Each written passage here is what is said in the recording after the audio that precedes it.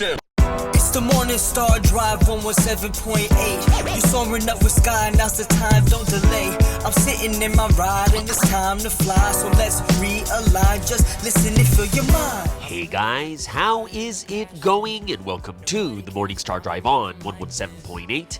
It is Wednesday, May 8th, and so happy for you joining us. We are ready to start another day together with the Lord. So subscribe to us on YouTube, follow us on SoundCloud, and make sure to support us on Patreon. So today we have an exciting podcast for you. We have Health is Happiness, the Bible history word study, and of course commentaries, updates, and news on what is happening around the world in this history today.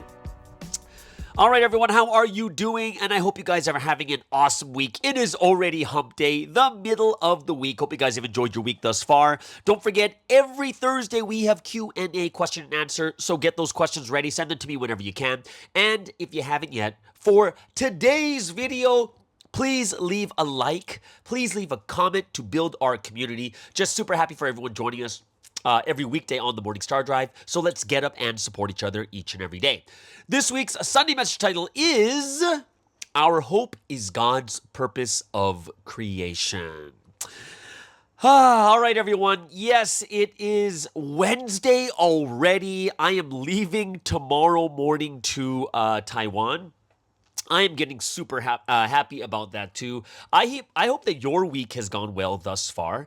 70-day prayer condition is fully underway. 2 months left of the prayer condition, this nuclear bomb prayer condition. And even what I talked about yesterday during the PROVI in the media, I thought it was quite awesome. Like, just to hear the producer saying, like, this issue of the recording of the copying the files, the audio file, like that could be a cause or a reason for Maple to actually withdraw the entire lawsuit, which I find very interesting because the courts are doing it obviously the right way and they're allowing the copying to happen, which wasn't allowed in the first trial. But I hope that we can see some miracles happening. So let's make sure that this 3 times a day, 1 p.m., 7 p.m., and also at the 4 a.m. pre-dawn time, that we can pray for this nuclear bomb prayer condition too. So I will be flying out tomorrow morning, and I'm just going to make sure that, I do have, by the time this comes out, Wednesday morning when this podcast comes out, the live stream for the YouTube channel, that will be airing 9 a.m. Malaysia time. Well, Malaysia, Singapore, Philippines, Japan. Is it Japan? I'm not sure about Japan, but I know Taiwan for sure is on the same time zone as Malaysia. And then, of course, you'll have it in Korea time. I think that's the same as Japan, is going to be at 10 a.m. But most importantly, because our target audience is over there in America and Canada, it is Tuesday evening, 6 p.m. Pacific, 9 p.m. Eastern. By the time most of the people hear this, probably the live stream is going to be done for those over there in the Western countries, because they'll usually listen to this on the Wednesday, right? So it is going to be absolutely live. So in a few hours, it's going to be live. It's going to be a live stream. It's not pre-recorded. It'll start in just a few hours. For myself, I really enjoy the going live. The reason why it's so exciting for me, because it's live. I have people in front of me listening to me exactly at the time I'm speaking. Yes, there's a 10-second delay, but it's live.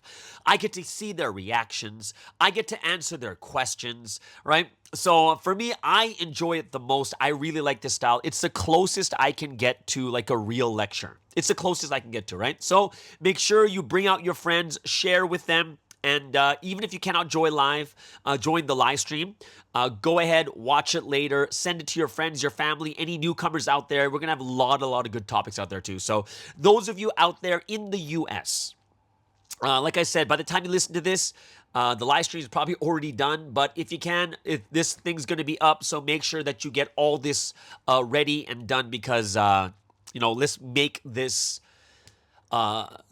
dream come true for Sunstein. Like, I'll say this right now. After a while, even though we get excited or happy about something, like right now, in the past, I think for the past 2 months, I talked a lot about internet ministry. And with this internet ministry, the thing that's very interesting is, like, in the beginning, we'll be like, oh, this is so important. This is something that's more important than I thought it really was. And we're really happy and excited about it. But after a while, it's really easy to lose sight of the purpose and goal. It's kind of like this week's message. It's about not forgetting the purpose, not forgetting why God is doing this, not forgetting why we were created in the first place. And I was thinking like, wow, it's so easy for us to lose that feeling. And especially I was looking at the Rebel Pastor channel.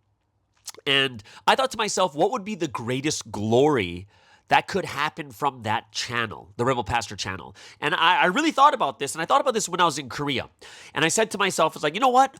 You know what would be worth it for this Rebel Pastor channel? If I could make a significant contribution to the 1 million people that Sunsin can preach to live.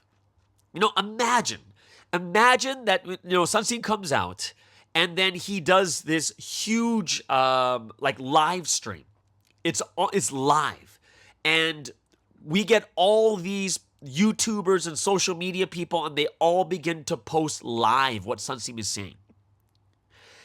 And being able to bring a big chunk of people to watch it, like 100,000, 200,000, 500,000, and being able to fulfill his dream of preaching to 1 million people before he dies, that would be something that would be worth it. That even if, like, let's pretend that I brought, the channel grows really big to over 1 million people, and then the number of people that are watching the live stream from my channel would be, let's just say 200, 300,000, right? Which is a big chunk. Even if after that live stream that Sunsin preaches, even if my channel died after that live stream, it would still be worth it. It would. I would be like, oh my gosh, I can't believe it. I was able to help Sunsin fulfill his dream. That even after that live stream and getting all those people to watch Sunsin, and even if my channel was completely destroyed after because people would come against me, whatever it is, it'd be totally worth it. I think it'd be worth it.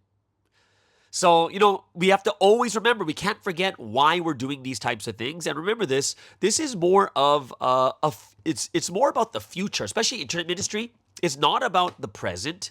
It's really about the future. What are we going to do in the future, right? That's the thing. Not what are we going to do in the future. We are planting the seeds of this gospel to people now, but it will make an even more significant impact in the future, preparing the fields of the hearts of this world so they will be ready to receive this history later. So we got to get it in our heads. I think, yeah, guys, remember how important it really is. And yes, few may come now, but the many will come in the future. So let's continue to make God's dream come true. And most importantly, like even for me, like I said, if Sunsin has that dream to preach to 1 million people, like I want to be a significant part of that. Like if that's one of the biggest goals of internet ministry, I think that would be worth it. I really do. And if I were to be even more super honest, I would think that after that live stream, even if there was a huge backlash, more people would listen to my channel. That's what I think. Even if they were against, like, there's going to be people that are coming just to troll, and I would be okay with it. I really would. So, I'm thinking like, yeah, this is, like, I want to be part of that. I want to be part of this internet ministry, and I want all of us as one family to be part of it too. Like, even for MSD right now, we're talking about moving channels and such. I'm looking into, some people have some great ideas I never thought about too. One person was talking about Discord. Like, Discord is really good because you can build a community. You can build a strong community with lots of different topics of discussion and stuff like that too. And on top of that, you can actually post the YouTube, like the MSD podcast. You could post them on Discord. It wouldn't be super organized, but it's not like you need to be super organized because these are like daily. And since they're daily, it basically means that you're not listening to podcasts from 10 weeks ago. So I can still post it on YouTube, but make it a private channel, and I can unlist all the videos. And if I unlist all the videos, what happens is I can post it onto Discord and people can watch it from Discord and stuff like that too. So I find that to be quite interesting, and doing it on Discord makes it a lot easier to control with who comes in and who doesn't, stuff like that too, right? So that was another really, really good idea that I thought also, and I am super thankful for everyone who is giving me great ideas, and it shows that people really, really care about it. They really do. And, right now, Patreon is the number one from the poll last week, like almost 80%. And Patreon too, I don't mind Patreon also, but I also don't want to feel like people are forced to pay. Like, I don't want that to happen either, even though it's something people are willing to do and everyone's saying, oh, no problem, no problem. I do find that a little bit, even on my end, like, do we really want to? Like, it's almost like forcing people to pay, and I don't want to do that either. So it is something that I do think about. However, for those of you guys on Patreon, I do have a question for you guys is, Patreon allows me to make extra content for people like who are supporting, something extra. And I was thinking, asking you guys on Patreon is there anything you guys have in mind that you think would be beneficial for Patreon that I can do for you guys over there? Like that, you guys are supporting financially too. And if there's anything you're like, oh, if you can do this, that would be really good. I would love to hear something on this or that. I think that would be really good for an idea for me to start making more content on those types of things too. So if there's anything you guys have in mind who's on Patreon, just let me know. I would love to help out with those types of things too. Right now on Patreon, I have like old videos, like 3 to 4 years old of like lecture training, and also like 30 principles lectures that I've done live and also for other lectures. And I do have like word studies and stuff like that too. Like I can restart word studies too because I really love word studies also. So yeah, just let me know. Oh, you want to know something interesting? This is something interesting that probably most of you have not noticed, okay? I gave my mic away.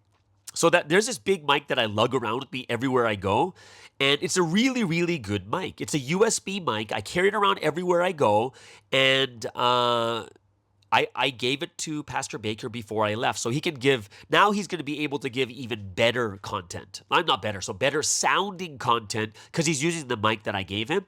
So yesterday's podcast was done with a wireless mic. I've been doing it with a wireless mic, guys. This is not I'm not using that good, like that really powerful mic that I had. I'm using a wireless mic right now, and when I was listening to it, I was like, wow, it's actually pretty good. The quality of it is actually pretty good. So what I was going to do is I gave him my mic, and I thought to myself, I'm going to buy a smaller travel mic that is way better for travel use instead of lugging around a heavy mic like the one I had. And you know what the interesting thing is? That whenever I keep that big mic in my backpack wherever I travel. The hard part about it is whenever I go to the airport, my backpack is always stopped. Like they'll always check my bag. You know when you go to the airport, they put your carry-on bags through the scanner. My backpack always gets scanned. They think it's a bomb or some contraption, and I have to show them like, oh no, it's just a mic. And they're like, oh, okay. I'm stopped every time. So now that I don't have it, I'm not being stopped at the airport, which is kind of cool. And like for me, it was a heavier mic, too heavy and too cumbersome. So I was going to switch to a mini mic for travel use. And I was like, yeah, but for now, since I have to wait to buy my mini mic, this mic I'm using right now is actually not too bad. Like, I don't know if anyone noticed the difference or not. I don't know. You guys can check, tell me in the comments if you notice a big difference. Like, if there's a huge difference between this mic and the mic I was using before, then I'd be like, yeah, I should get that mini mic then. However, if there isn't a huge difference in the mic quality, like, we're talking like noticeable mic quality difference, I think I could just stick with this for now. Because I do need to, I am going to be switching my studio very soon, probably by June. And today will be my last day. Today will be my last day at the studio at church, and then I'll be moving to an office I'll be moving to another office, a studio that I'll be setting up there, right? And that's why I need to buy like a real XLR studio mic for the the live streams on YouTube. So it's that's something that I want to invest more into that one. So if I don't need to buy that mini mic for traveling, I could just use this one. Then I'll have a little bit more funds to get that better mic over on the other side too. But yeah, just super thankful for all the people involved with helping out. I am overwhelmed with gratitude by all the people helping me out from everywhere. People just offering me like, hey, you can use my office. You can use my office.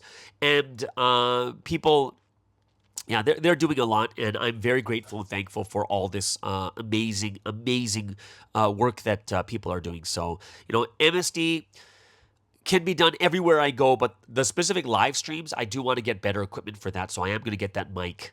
A good mic to set up an XLR mic instead of like the USBs or this wireless mic I'm using right now, right? So once again, big thank you for all the people out there helping. Oh, by the way, great suggestion for I know people were laughing. Like, people, when I'm talking about Pastor's Day, I'm obviously not like super serious because I'm actually against those types of days, those extra days. Like, but I love the ideas people had. Is someone suggested Pastor's Day go on the same day as Teacher's Day, which I think also fits too because pastors are teachers. Someone else suggested July 24th because it's 24/7, the life of a pastor. And, that's something that I thought, oh, that's a cool one, 24/7, right? And, I thought like these are really, really good ideas. However, think about this. I'm the one doing rants about International Women's Day, Children's Day, even Coffee Day. Yes, I'm going to tell you right now, Coffee Day is not necessary. The only thing great about Coffee Day is when they give you a good deal on coffee or give you free coffee, right? Even Coffee Day, I'm not like so into. Because for me, every day is Coffee Day. Why minimize it to just one day? Blah, right? There are just very few days that I would actually want to celebrate. Like Mother's Day and Father's Day, I think that's so worth it. Mother's Day, Father's Day, we got to recognize. Birthdays, of course. Christmas, of course, which is also a birthday. 3/16, of course. You know what? Do I just sound like a grumpy old man? Is that what I sound like? Like who just doesn't want to celebrate any of those, of those special days? Like I don't want another celebration. I don't. December and January for me is just crazy. It is. You have Christmas celebration, New Year's 1 week after, then you start right away on the 15 days of giving glory to God. And then for me, my mom's birthday is on January 20th. Like, December, January is nuts. All my energy is gone to run in January and February just to do celebrations. And it's just like, it's so taxing. That's just for me. Like, I basically need another 2 weeks just to rest from the celebrations of the end of December and January. I do. So for me, I'm just like, yeah, I don't know if we need another day to celebrate. I don't know. Like for me, I think we already have too many days to celebrate. That's what I think. So it would be contradictory for me to say, let's really have a Pastor's Day. They would be very contradictory because I'm the person who's against having these extra celebratory days. You don't need them. Like, I think you can celebrate your Pastor's Day on the birthday of your pastor. That's what I think. And I think that should be fine. But, by the way, Chris from New Zealand had this funny point that he made. And I agree with him because remember yesterday I was talking about I met the leaders for Palm Station, right? And when I let them, the leader for Palm Station, they were asking me if I wanted to put my podcast onto Palm Station. And one thing Chris said is, the one stipulation he has is, if they don't allow me to do my rants, then Palm is a no-go. Like, he loves the rants, right? And I'm going to tell you this, I love the rants too, because it's just an old grumpy man type of thing. Like, I can't stand this. I can't stand pets. I can't stand dogs. Or I can't stand, I just do that. And it's partly because of fun and partly because it's something that's in my mind if people do something way too much to the extreme. You know what I mean? Like someone like you, Pastor Baker, was telling me like he loved the rant on dogs, not because he doesn't like dogs, because he's had pets before, but it's more of if he said the funny part he liked is dogs are not that smart. They're not intellectual. They can't really understand human beings. Because if they could understand us at that deep level, they wouldn't live with us either. And I think that's true. if a lot of people around us don't want to hang out with us, and the only thing, like the only entity, living being, organism that will put up with us is a dog, that says a lot, because dogs can't understand everything going on. They're at a much lower level. Sorry, I don't want to go on a rant again, but yeah. So yeah, definitely for me too. If I cannot rant, there is no way that I'll stick on MSD onto Palm Station. I won't do it. And I told them straight out, I was like, hey, I say things that people get mad about because not every country, like I told them about 2023. Some countries are mad and some countries aren't. Why? Because some countries are open about what happened with, what happened in March, the spiritual Oppenheimer, and some countries are very quiet about it. But like I said last year, you can't hide it. Everyone knows someone from another country. And if you think you can hide all that information when it's all on the internet, or you have people, friends you know from Korea, friends you know from other countries, impossible to hide those things from each other. So that's, I told them straight out, I was like, yeah, I said some things that some countries didn't like because they didn't want it to be that open. But in my mind, I was like, that makes absolutely no sense to me, because how do you hide something that is that open in the internet world today, where communication is instant? I can call someone, text someone in Korea. I can text someone in another country where it is open, right?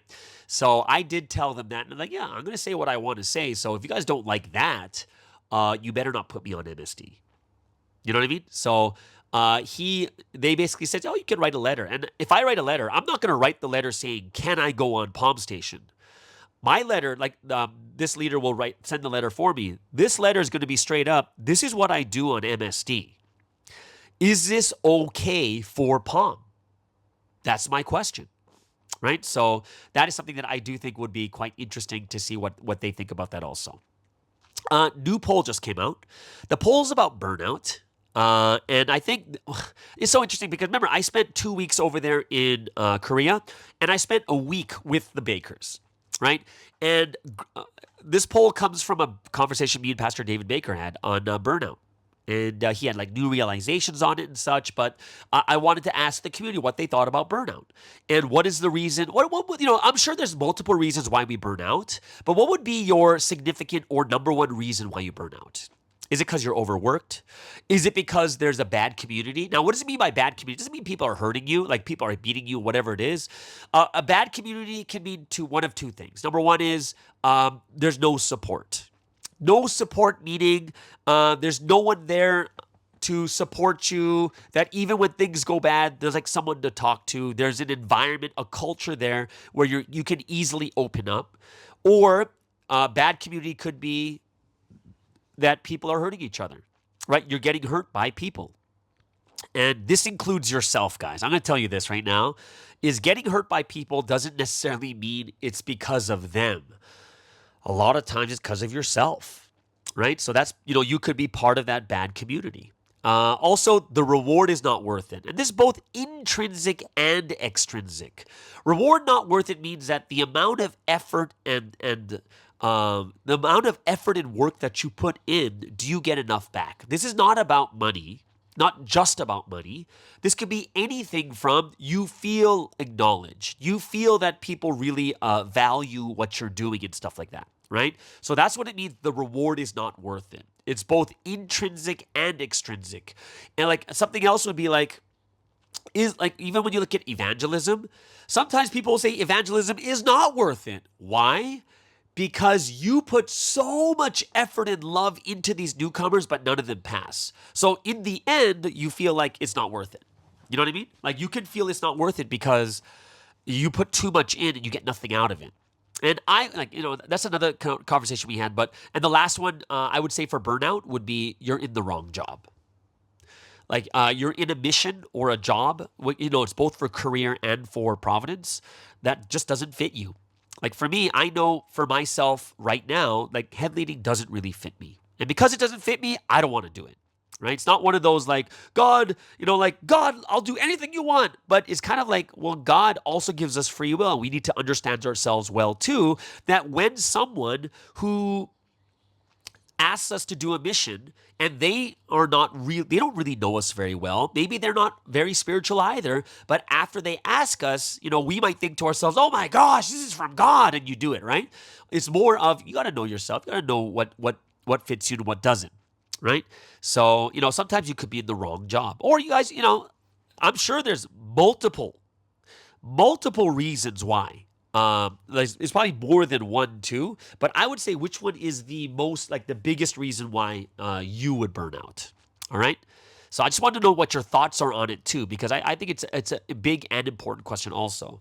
The one thing that, speaking about evangelism, I just talked about this, right? I said that with evangelism also, we think about, sometimes you put in a lot of effort for evangelism, but in the end, there's no result. There's no fruit. So people feel like, I feel like I put so much effort in, but yet there's no fruit. And a lot of people think to themselves, is it even worth it for me to actually go out and spend this much effort evangelizing? People will think this, right? This is a thought that a lot of people actually have, right? And the thing that I wanted to bring up to you guys here was, why is it that the reward for evangelism is tied to how many people pass? You ever thought about that? Because if the only thing that matters in evangelism is the passing, that literally makes people's efforts in vain. I know people who evangelized for 5 years and never evangelized a single person. No one passed. Or if someone passed, they left before that time anyways, right? Even for me, mine was a little bit interesting because I first came to Providence and the very first person I taught passed. The very first person. But the person left, right? And then it took another 4 years before the next person passed, right? So there's a big 4-year gap of evangelizing like crazy and 0 people actually coming to Providence. And I think to myself is, why is it that we are so tied to the result of someone actually passing? That's something that I thought was very interesting. Why are we so tied to that? And I thought to myself is, a lot of times, even when, haven't you guys ever heard this from a pastor? They'll say to us, oh, your efforts are not in vain, right? It's worth something. We've heard that before, right? Yeah, people, pastors will tell us when we put that much effort in, the person doesn't pass, we feel really down, and the pastor says to us, oh, your efforts are not in vain. We've heard that before, right? We have. And because we've heard this, the interesting thing about this that we have to really, really think about is, why is it hard for us to believe that our efforts are not in vain? And I would say, and me and Pastor Baker were talking about this, is sometimes even though we tell people that your efforts are not in vain, our actions show that that is not true. What does that mean? So what does it mean that a pastor tells us that our efforts are not in vain, yet our actions are kind of telling you that it's a lie, that no, your actions are in vain? I'll give you an example. If we really meant that your actions are not in vain, that even if the person didn't pass, it's worth it. But at the end of the year, we only give awards to people who actually pass people. That shows that we really don't mean what we're saying. You know what I mean? We look at the front of the, people are being awarded, oh, they evangelize someone, this person is so great because they passed 3 people, right? And here we are, who've lectured, taught, evangelized hundreds of people, and none of them passed. Oh, but it's not in vain. And it shows that sometimes we are not following through with the things that we say.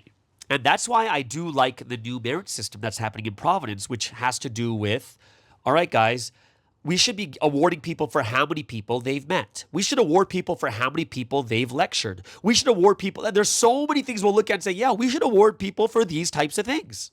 We should.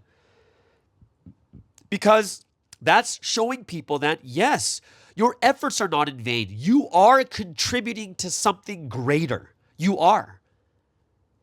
That just as Sunseem wrote the proverb, sow with tears, reap with joy, the sowing in tears, even though you don't see the harvest, it's still worth it. And that was a condition that was set so that people can reap with joy.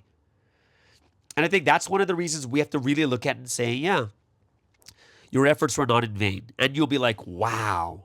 And it really clicks in your head like, wow, they really appreciate what I'm doing. And I think that's something that we will, that we really have to think about at that level, right? So that is something that that we talked about. It's like, yeah, sometimes the actions of leadership don't really prove that what they're saying is true. And that's why we need to have, like I said, if it has to do just with evangelism, we definitely need awards for someone who's met the most amount of people, someone who's done the most street evangelism, someone who's taught the most. Like those metrics, I think, are just as important too. Okay? Either way. So, yeah, those are a couple things that were in my mind. I would love to hear what your thoughts are about burnout and about evangelism and rewarding people for efforts instead of just results itself too, right? Because I would say that it was even more important that Sunseem set the condition in England than me going in there easily. It was like so much easier for me to go in and just evangelize tons of people. Right? So that is something that I do think we should be thinking about a lot too. All right? Either way. So today, that's the end of this first segment for today. We do have the second segment today is Bible history. We're going to go into the book of Exodus. Thank God. Exodus chapter 1, verse 5. We're going to really, really enjoy that section too. And before that, let's get into the first music break of the day.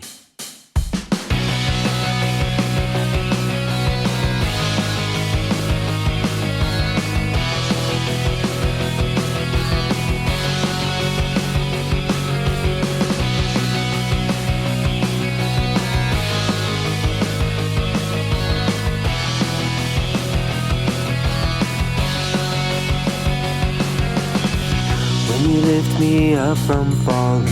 I feel your warm embrace, breathing life into my withering spirit, pouring out your love and grace. So I think to myself, I'll repay you. Ooh, oh. You pulled me out of darkness so many thousands of times. You gave me strength and courage, everything that I need in life. Look at all the countless blessings, I'll repay you. Ooh, oh. Even if the world forsakes you and they misunderstand what it means to be in providence, holding God's truth in our hands, we fulfill the greatest history, God's will and highest love. All the wondrous miracles you've shown, only here in Providence. Providence, push forward, we'll run till the end. With our solid faith, we'll repay you with all our heart, will and life.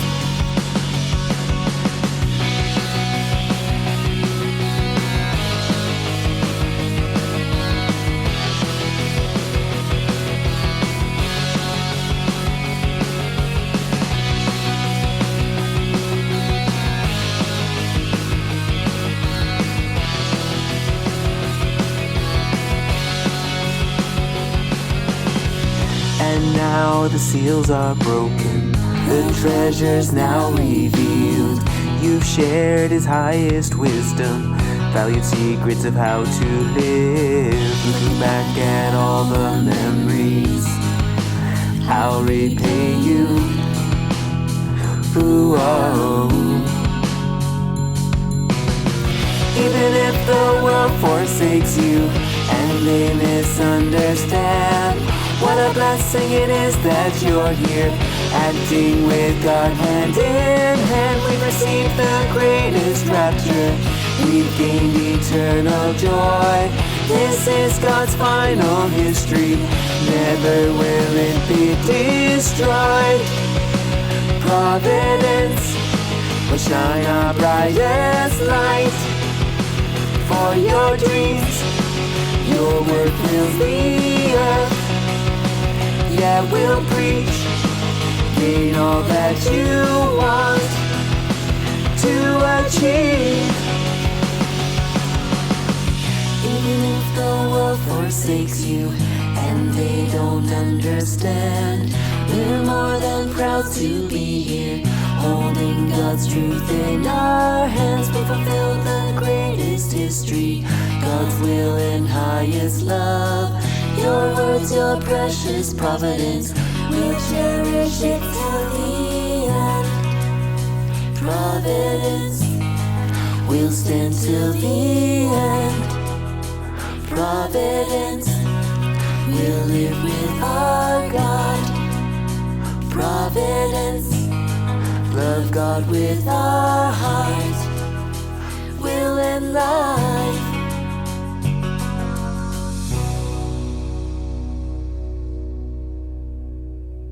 All right, so let's get into today's word study. And of course, every single Wednesday, we've been doing this for the entirety of the book of Genesis, which was 50 chapters.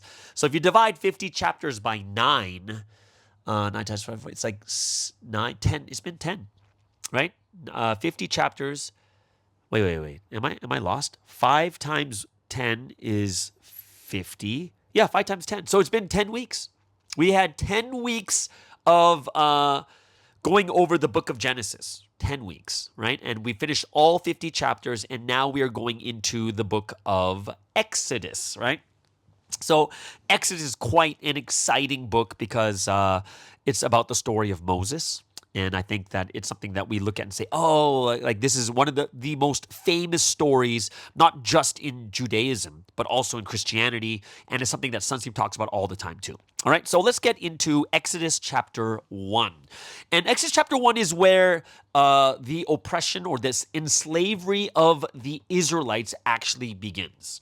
Okay, and what happens is there is a new king of Egypt, and this new king knows absolutely nothing about Joseph.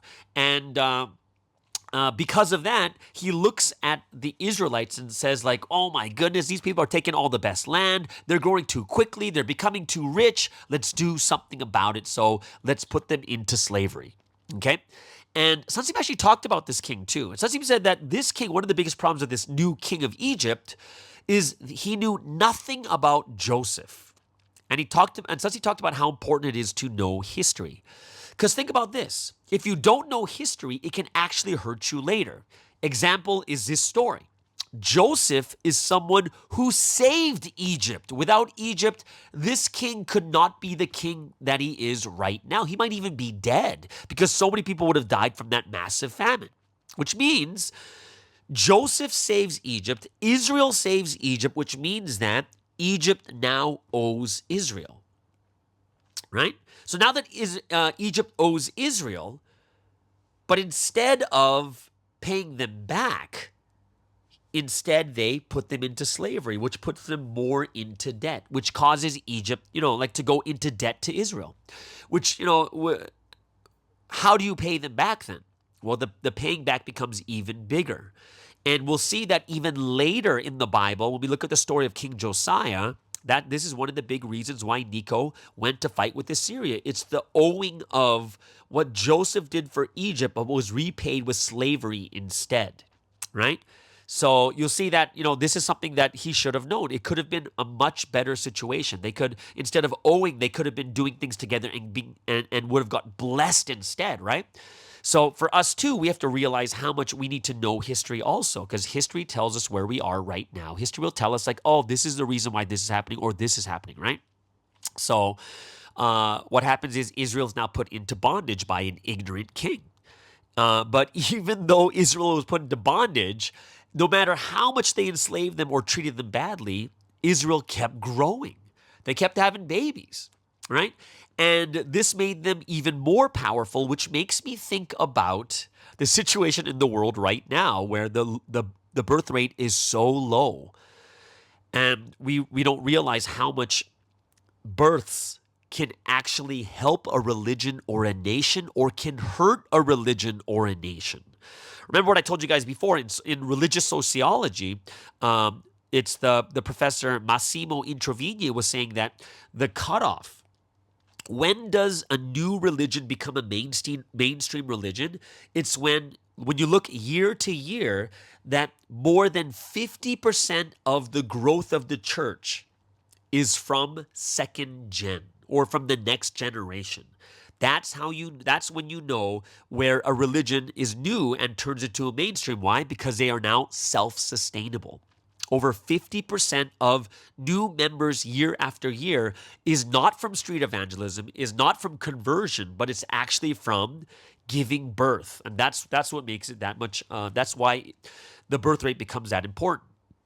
Even in a country like South Korea where the birth rate is so low, because their birth rate is that low, what is happening? Because it's that low, in the future, the new generation of youth is going to be so small, there's not enough people to take up the jobs in the country. Basically, the country is shrinking. Your economy is going to shrink. Your everything's going to shrink. And that's why it's such a big, important thing. And when I see that here's Israel put into bondage, but they kept growing all the more, it kind of makes me think even for us right now is one of the biggest things that's going to help a country or help even a religion is how is the birth rate in that country for that religion, because that will help in the future. Like one of the things we were talking about a couple weeks ago is if the birth rate is going lower and all of a sudden the country's population is shrinking, if, let's say, Providence has like a birth rate 2 to 3 times higher than the actual country's birth rate, then we are going to become, we're going to take a bigger percentage of the country by the fact we are having more children. And you might think, oh, that's not real evangelism. No, that is evangelism. Sansim said that having babies is evangelism, right? So that's something that really made me think deeply about this too. Eventually, the king, the Pharaoh, is so frustrated by the growth of Israel that there's these 2 midwives, Egyptian midwives, that, they're the ones that help the Hebrews give birth. And they're ordered to kill every Hebrew baby boy. But of course, these midwives feared God, right? And they were blessed. And they basically... They told the king, these Hebrew women are not like Egyptian women. They give birth before we even get there, and that's why we can't kill them, right? So it's very, very interesting. These 2 midwives are doing all the, they're helping every single Israelite out there, and they're blessed, even with their own families too. So eventually the king gets so upset, he's like, well, then from now on, all the Hebrew boys have to be thrown into the Nile. Whenever they're giving birth to a boy, throw them into the Nile River so they drown, kind of thing, right? So this is something that's interesting when I thought about this.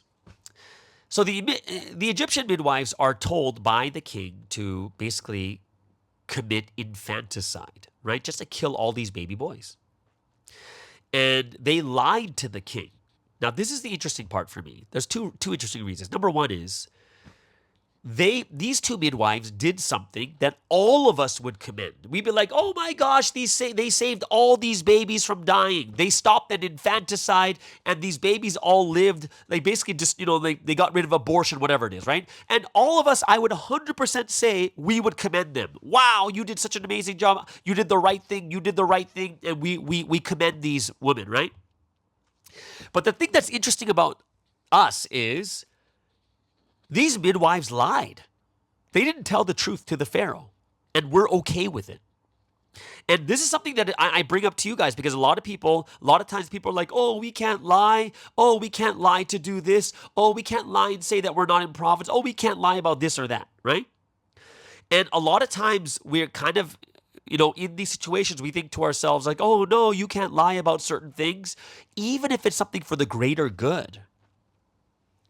But in this situation with these 2 women, these 2 midwives who lied to the Pharaoh, we're like, oh, no, they did a good thing.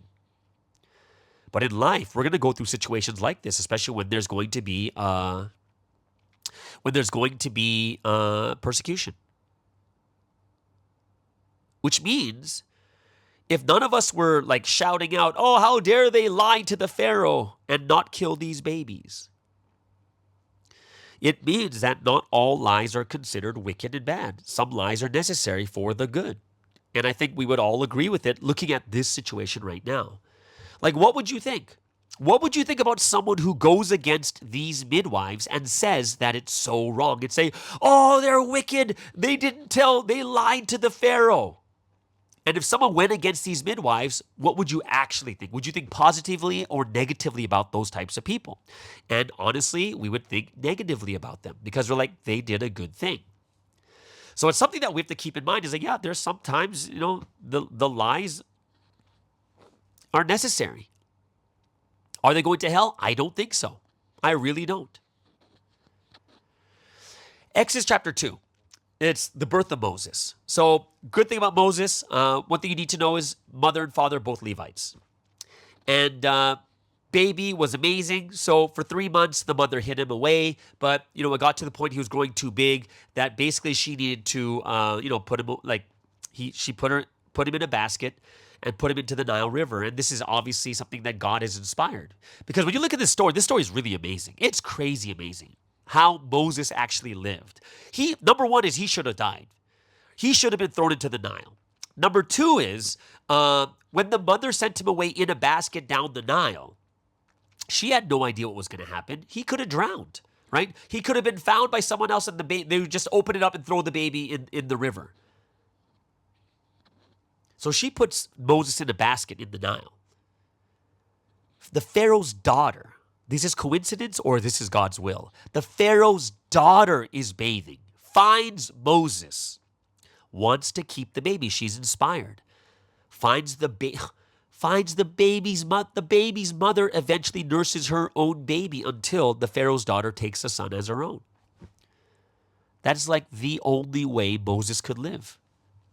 It's the only way that Moses could live. Right? And when we understand this, that is ridiculous. Right? So when you look at this, it's like, I can't believe that this actually happened. This is how Moses lived. And the only way was for the Pharaoh's daughter to find.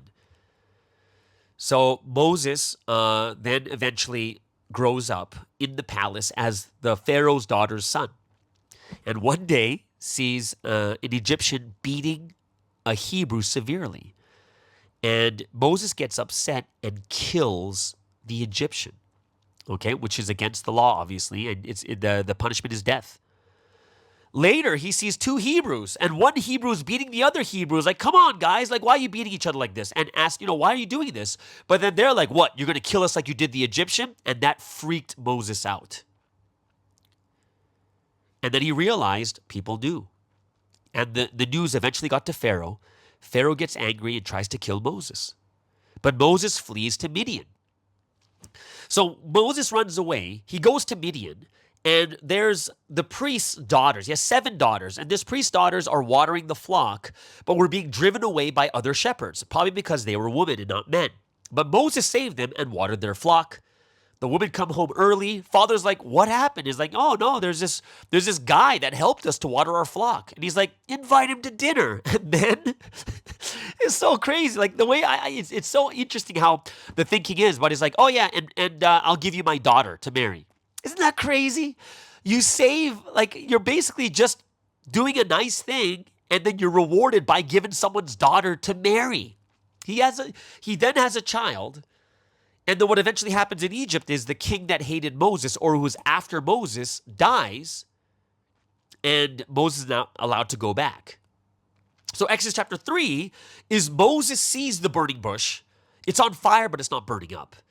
And when he walks closer to see what the heck is going on, he hears God's voice saying, take your sandals off, for the ground you are on is holy. And this is where the saying of take your sandals off, it's an expression. And I know some churches take it so seriously that you actually have to take your shoes off to go into service, which you'll never see happening in any churches, not even in Korea anymore, right? But it still happens in some churches. Take your sandals off. And it's an expression that many people use, that you are standing on a place that's holy.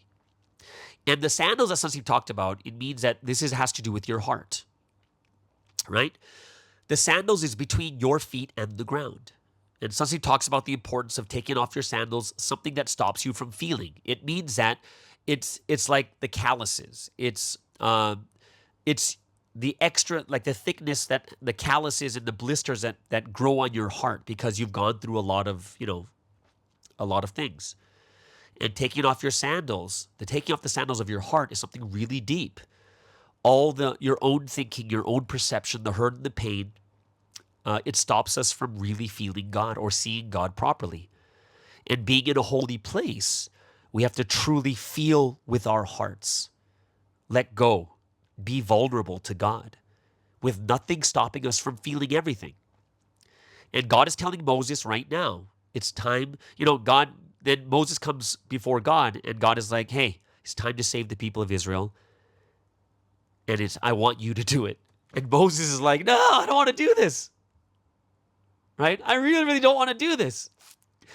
And God's like, no, don't worry, I'll be with you. And Moses is like, well, what am I going to tell the people if they really ask, which God are you talking about? And God's like, I am who I am.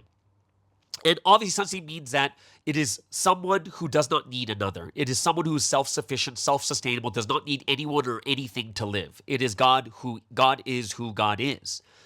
And then God's like, all right, tell them that the God of Abraham, Isaac, and Jacob sent you. Right? And here's where it gets interesting, because God tells Moses the entire plan before he goes. Like the real plan of everything happening. He's like, oh yeah, by the way, go to the elders of Israel, show them, they'll listen to you. Right? Then you go to the king of Egypt, and then you tell him that we need a 3-day journey into the wilderness to offer sacrifice to the Lord our God. But the king is going to refuse, right? So I will stretch out my hand and strike the Egyptians with all the wonders that I will perform among them, and after that he will let you go. Then I will make the Egyptians favorably disposed towards this people, that when you leave, you will not go empty-handed. Every woman is to ask her neighbor and any woman living in her house for articles of silver and gold and for clothing, which you'll put on your sons and daughters, so you will plunder the Egyptians. So basically, the whole plan was given from the beginning, that the Egyptians would go against them and constantly, and God would show all his wonders. Which leads us to chapter 4. Moses is still afraid. What if they still don't listen? Then he says, okay, there's a staff. It turns to a snake. Boom. Also, put your hand in your cloak, becomes leprous. Boom. Hey, get some water from the Nile, pour it on the ground, it becomes blood on the ground. Boom. And then Moses is like, but God, I don't speak well. God is like, dude, who is the one that allows you? It's me. I just go. And Moses is like, send someone else. And God's like, and he's like, you can tell it says he's angry. He's like, all right, tell your brother Aaron to do it. And then whatever I tell you, tell Aaron to say it. And God's like, geez, what is going on? And then there's something very interesting at the end of chapter 4. It's very deep. The Lord said to Moses, when you return to Egypt, see that you perform before Pharaoh all the wonders I have given you the power to do, but I will harden his heart so that he will not let the people go. Then say to Pharaoh, this is verse 22, chapter 4, this is what the Lord says, Israel is my firstborn son. And I told you, let my son go so he may worship me. But you refuse to let him go, so I will kill your firstborn son. So now you get to see the reasoning behind the killing of the firstborn. It's not just because it's the most valuable, important child to any person there. God is saying it's life for life. You don't allow my firstborn to get out, I'll take your firstborn.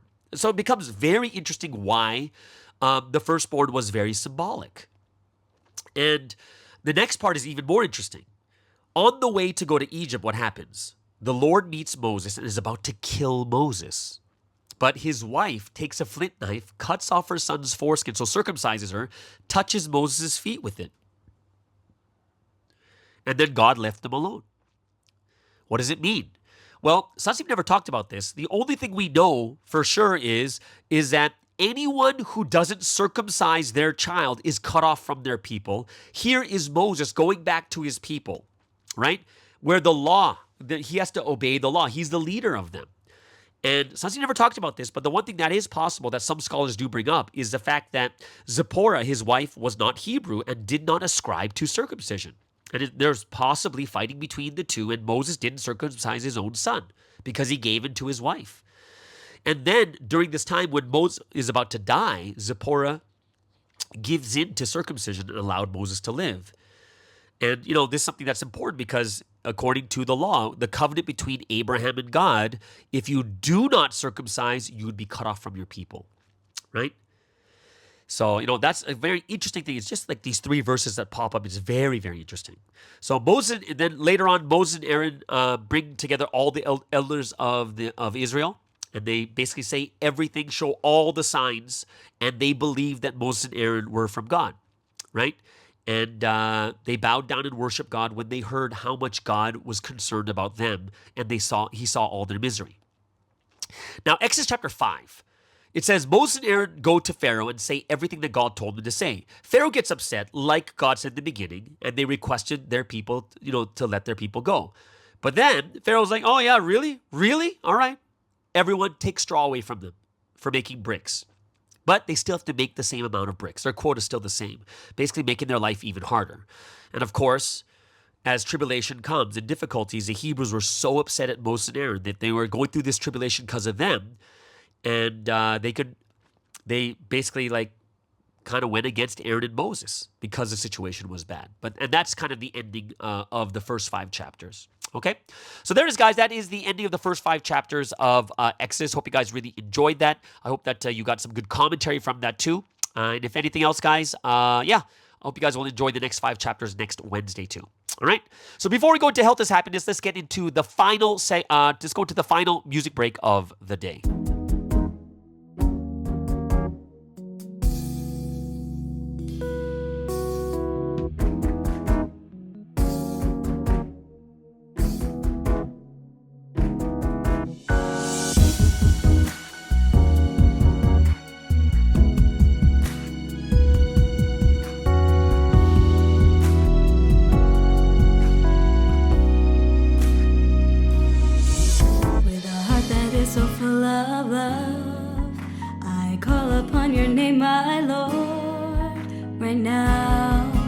I just want to be right next to you. With a heart that is so full of praise, I have come to finally realize, my Lord, you're surely in this place. Always until the end, you kept your promise that you'd be with us until the end of time. Oh my Lord, you never have forgotten us. You are by our side and bless us endlessly. Lord, you are always there. Please accept our praise. We are so in love, we just want to live with you. When we think of the way you're always here running with us, we're so grateful, Lord, and we just can't forget.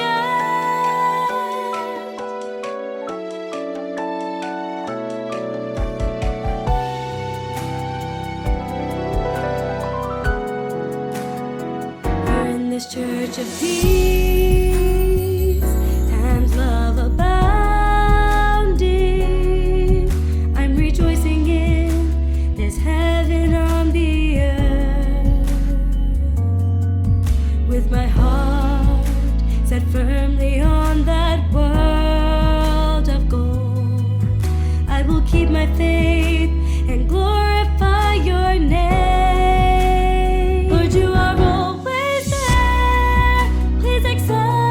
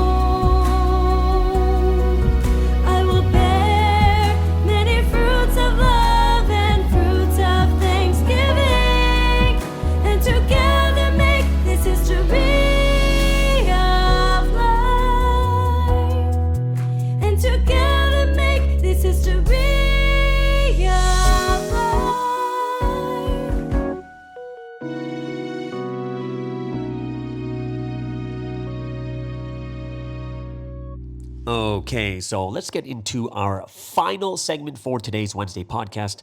I hope that you guys have enjoyed the podcast thus far. I've enjoyed it much too. I've actually moved locations. I was recording at home, but now I am inside a hotel. And it's because I don't have a car, and I have a live stream tomorrow morning. I booked this really like super cheap place right around the church, so that I can just easily walk there in the morning. But yeah, it's so cheap. It's if you were paying American dollars, it'd be like $11-12 for the night. It's 2 beds and it's clean. It's not like, high class, but it's clean. I like it. And I just moved over here, and now I'm in my hotel doing the final filming for this podcast. But today's final podcast is going to be Health is Happiness. And of course, Yin Yu from Singapore has been doing... she's been doing a series on injuries and preventing injuries. So today it's going to be about your posture. Okay, so this is a very, very important one, and I already seen a couple people who have gotten some injuries from playing sports and such, and now they are re-listening to Yen Yu's Health is Happiness for preventing injury. So today she'll be talking more about posture, how important your posture is for your health. Okay, so without any further ado, let's please welcome Yen Yu from Singapore with Health is Happiness.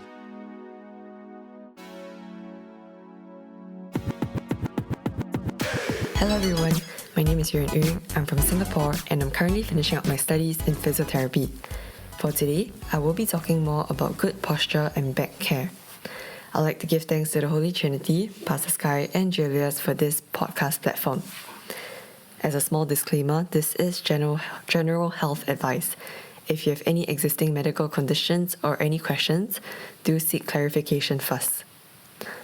Without further ado, I'll begin. Firstly, what is posture? Posture is defined as the position of the human body mainly concerned with sustained postures, which is how we sit and how we stand. Then, why have a good posture? Having a better posture can help maintain the natural curvature of our spine, reducing back pain or discomfort, and therefore reducing the chances of getting any back muscle, bone, or disc conditions. Then, how can we have a good posture? This is split into 2 parts, of which the first part is changing the posture. A recent study showed that in addition to the posture itself, what's more important is changing the posture. This is because sustained postures can significantly contribute to pain and discomfort, and our bodies are not designed to stay in one posture for prolonged periods of time. Example, a soldier who sits or stands in an upright manner for 8 hours a day will stress one part more than others. Although they have good postures, they will still and they might be in pain. In turn, even if people sit or stand in poor postures, if we keep changing our postures from time to time, the stress gets distributed amongst our various body parts and reduces the chances of us getting any pain or injuries. Therefore, more importantly than the posture itself, changing posture is the best way to go. A recent review also summarized key points that we can consider to do the above. One of the ways is to break up sedentary periods lasting more than 90 minutes. We can do this by using natural stopping points like between tasks, during or after phone calls, to change our body position or to stretch a little bit. We can also alternate between sitting and standing while completing our tasks. And in some situations, we may not be able to get up to change our position or stretch. Hence, we can do some simple exercises while seated or while standing, like moving our ankles, stretching our arms in front of us, or turning our trunks from side to side. Another method is to do strengthening exercises. We can especially strengthen our back and core muscles to enable us to sit or stand for a longer period of time with a better posture. Some exercises include, for the core, you can do planks, pail-off press, farmer's carry. And for the back, you can do things like Superman. Another way is to also increase our incidental physical activity to decrease the amount of time that we are sedentary. For instance, if you're getting from point A to point B, you can use more active methods for commute, like you can walk You can cycle, take the bus, take the train, as compared to sitting in a car. And in a building, you can take the stairs instead of the lift. Moving on to the second way of how to have good posture. Besides changing the posture, the second way is to have better posture. For instance, if we're doing our work while being seated, you can try to sit on a chair with back support and sit upright. Then, if you're using a laptop or a monitor, try to adjust the screen such that it's at eye level and you don't need to tilt your head too much down or upwards. You can do so by, for example, if you're using a laptop, you can add some books or you can add a box below it, or you can also adjust your chair height. Then, as for your elbows, keep your elbows close to your body, around at an angle of 90 to 120 degrees when you are typing on the keyboard. And for your feet, you can keep your feet on the floor and make sure that they are supported with, either being in contact with the ground below or having a foot cushion that you can place your feet on. And if let's say you're standing up, stand up tall and upright. Straighten up your back so that you feel that your head is stretching up towards the sky. And then, of course, right, for those people who wish to pray while kneeling on the ground, try to pray with your back straight up and look up towards heaven when you pray, or look forward. You can also put a soft cushion below the knee to reduce the impact and the force exerted on your knee, which might lead to knee pain in the long run. In conclusion from this part, it's number 1, changing posture every 90 minutes, or I would say even every 30 to 90 minutes of sustained sitting or standing would be useful. And of course, secondly, is to adopt a better posture itself. Before we end off today's sharing, I'll share a little bit about this 2017 August Sunday message. This message had a title of The Posture of Body and Faith and the Posture of the Heart, Thoughts and Actions. The message said, God made it so that human beings can live comfortably in everything they do in life if they take action knowing God's heart. When you don't know God's heart, you will even go through suffering because you will refrain from doing certain things, thinking that they are sins even though they are not. For example, let's say you think praying with your head down before God is pious, and you therefore pray in that posture for a long time. In the end, you won't be able to pray for long because your neck will hurt. God said, bow the head of your heart. Bow the head with your heart. People who don't know God's heart pray with their heads bowed down and their backs bent because they think that is more pious since they are going before God. But if you do that, you can't pray deeply for a long time because you experience pain in your neck and back. Therefore, it is a loss.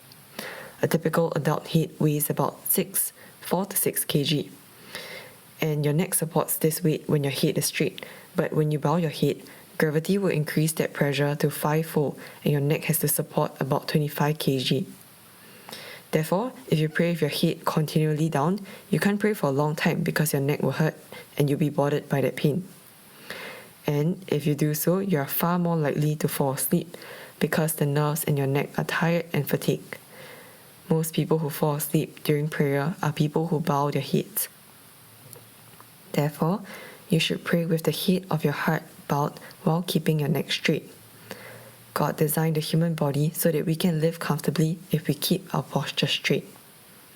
And the last part mentions about how a religion that is advanced and high level interacts with God while knowing His heart. Therefore, both the rituals and the way they treat God are different. The religious people living under Moses' law of the Old Testament almost always worship God while prostrating on the ground with their backs bent and their heads down. The more it is a submissive servant history, the more people worship God bending down and prostrating themselves on the ground.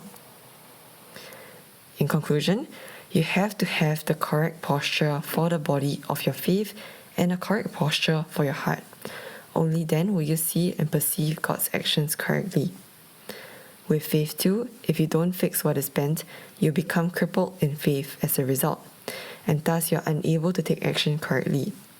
Since your body is unable to take action correctly, your spirit will be affected by that and become a crippled spirit, and you have to live a crippled life in the spiritual world forever. With that, we have come to the end of today's sharing. I hope that through this short sharing, we can continue improving the aspects of ourselves, whether it's more on the physical aspect or more on the spiritual aspect. With that, take care everyone, and wishing all of us a good rest of the week ahead. Goodbye.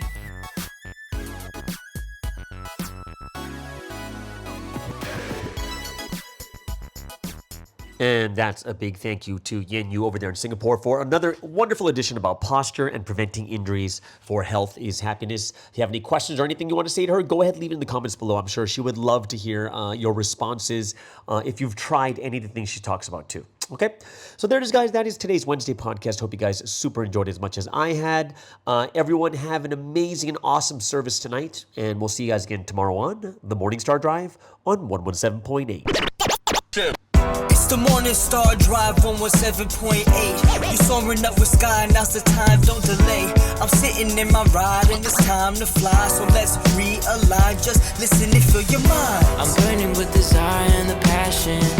Nobody can stop me when I'm like this. I got my head in the zone, you know.